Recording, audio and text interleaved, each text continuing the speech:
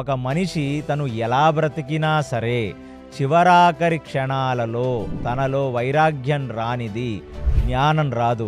జ్ఞాన వైరాగ్యాలు లేనిది ఆ శ్రీమన్నారాయణుడు కృపాకటాక్షాలు, ఆ శ్రీమన్నారాయణుడి పట్ల భక్తి రాదు.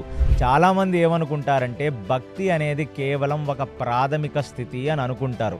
కాదు, జ్ఞాన పరిపక్వ దిశలో కలిగేదే నిజమైన భక్తి. మన మనసుల్లో భగవంతుణ్ణి చూడగానే కలిగేది భక్తి కాదు, కేవలం ఒక కామ్య కోరిక. మనం భగవంతుడి దగ్గరికి ఎప్పుడు వెళ్ళినా భగవంతుడా నేను బాగుండాలి, నా పిల్లలు బాగుండాలి, మా వాళ్ళందరూ బాగుండాలని కోరుకుంటాం. అది భక్తి ఎలా అవుతుంది? నిష్కామంగా చేసేది మాత్రమే భక్తి. నిష్కామంగా చేయాలంటే నీలో జ్ఞానం అనే బీజం పెరిగి వృక్షం అవ్వాలి. అందుకనే మధ్వాచార్యుల వారు, రామానుజాచార్యుల వారు చెప్తున్నారు ఏమిటంటే జ్ఞాన పరిపక్వ దిశలో కలిగేదే నిజమైన భక్తి. అందుకనే కొన్ని వేల కోట్ల జన్మల నుంచి సాధన చేసిన వాళ్ళు, మహర్షులు, ఋషులందరూ కూడా గోపికా స్త్రీలుగా పుట్టి ఆ శ్రీకృష్ణ పరమాత్మ యొక్క భక్తితో పునీతులయ్యి శరీరాలు వదిలేసి వాళ్ళందరూ వైకుంఠాలకు వెళ్ళారు. అలాగే ఎందరో అప్సరసలుగా బ్రతికి పూర్వజన్మల్లో ఎంతో సాధన చేసిన ఋషులు, మునులందరూ కూడా 16,100 మంది భార్యలుగా శ్రీకృష్ణుడి దగ్గరికి చేరారు. అలాంటి వాళ్ళే ఈ పాండవులు కూడా. కాబట్టి జనులందరికీ ఇప్పుడు చెప్తున్నాడు, కలియుగంలో మనం ఇక యోగ సాధన పూర్తిగా చెయ్యలేము.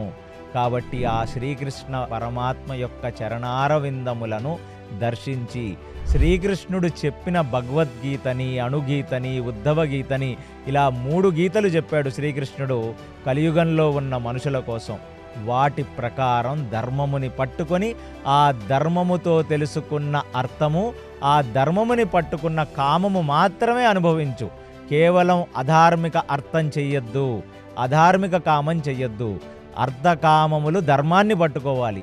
ఇలా పట్టుకుంటేనే ఒక మనిషి మోక్షం వైపుకు వెళతాడు. ఒక మనిషి ఇంకా తన ఇంట్లో తను బ్రతికి తన పుత్రులని, తన పౌత్రులని, తన భార్యని వదిలి వెళ్ళలేక బాధపడుతున్నాడంటే ఖచ్చితంగా తన జీవితంలో తను చేసిన అర్థము, అంటే తను సంపాదించిన సొమ్ము, తను అనుభవించిన కామము ధర్మాన్ని పట్టుకొని లేవు.